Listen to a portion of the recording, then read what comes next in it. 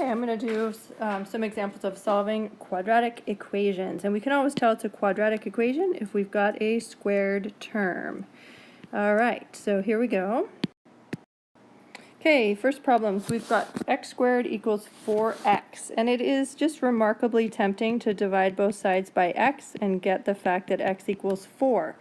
That's correct. However, it's not all that there is to the story. Check this out. If we take and set this equal to 0, subtract 4x from both sides, then we factor out our x equals 0. Okay, now I have something times something else, and my product is supposed to be 0. Well, the zero product property says, hey, if you've got a number times another number and the answer is 0, then either your first number is 0 or your second number is 0. Okay, so we use our zero product property, solve that little equation, and we've got x equals 4. Okay, but look, we also have that x equals 0 because right here we made a big old assumption that we're dividing by a variable. What if that variable is 0? We've got ourselves an undefined situation.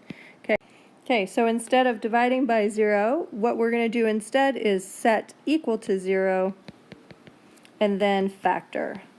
And then we use that zero product property and we can solve. Okay, let's try another one. Here I see a quadratic, a squared term. With my squared terms, what I first processed is set equal to 0. So x squared, I'm going to add 5x to both sides and subtract 14 from both sides, so I get that set equal to 0. Now my next step is to factor. Let's see, 14 I could have that as 7 times negative 2. Now I have something times something else. That operation there is multiplication, so I can use my zero product property, and that means my first part is 0. Okay, and then solving that, you get x equals negative 7. Notice with the zero product property, what happens is if I have x plus 7, my solution is the opposite of that, because it's when I put in a negative here, negative 7, I'd get a 0. Okay, so from this one, I would have x equals 2. And that is done. Okay, let's try this one. I'm going to set it equal to 0 because it is a quadratic. So subtracting 18 from both sides, I've got 8x squared minus 4x minus 18 equals 0.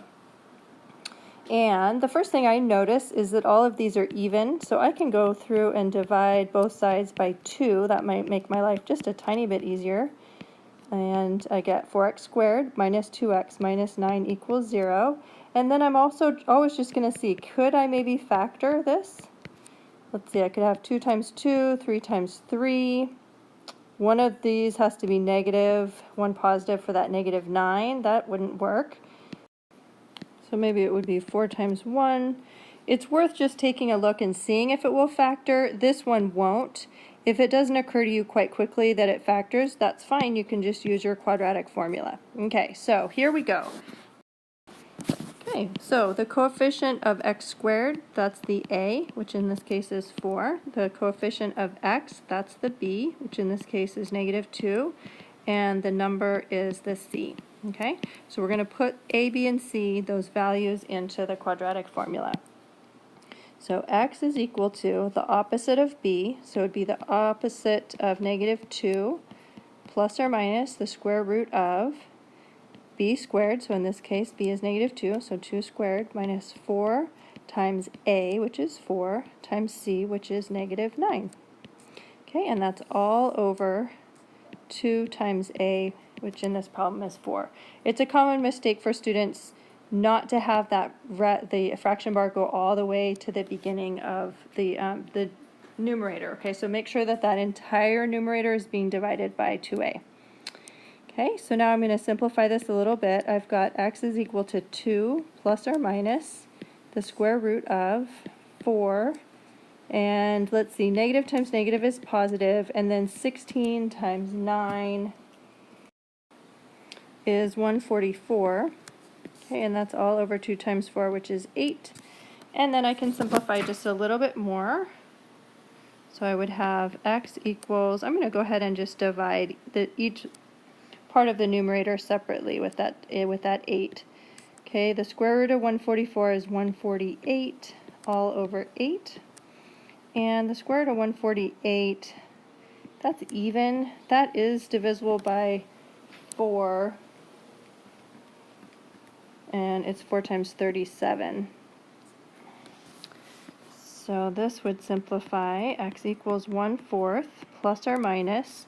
The square root of 147 simplifies to 2 times the square root of 37 over 8. Okay, and so then we would get x equals 1/4 plus or minus 2 goes into 8 4 times, so it would be square root of 37 over 4. Okay, and that's our solution.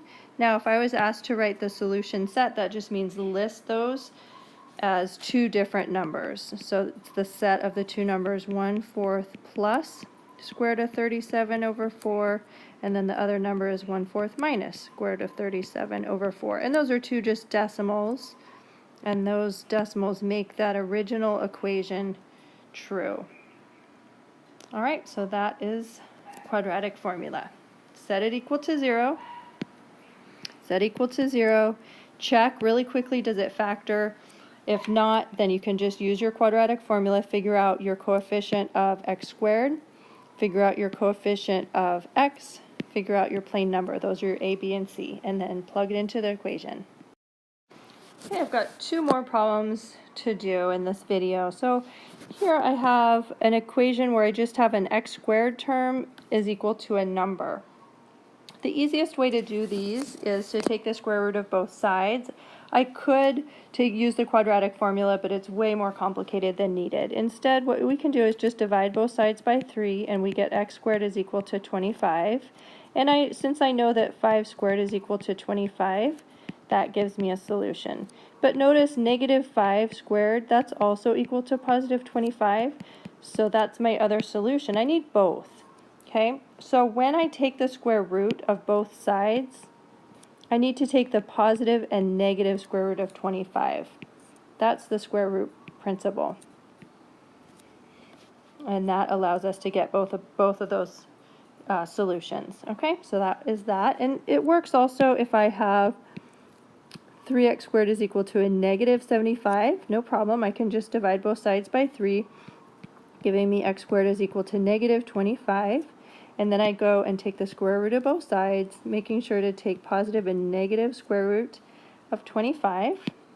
And that gives me x is equal to positive negative 5i. Because remember, negative 25, that would be square root of negative 1 times square root of 5. So that would give me 5i.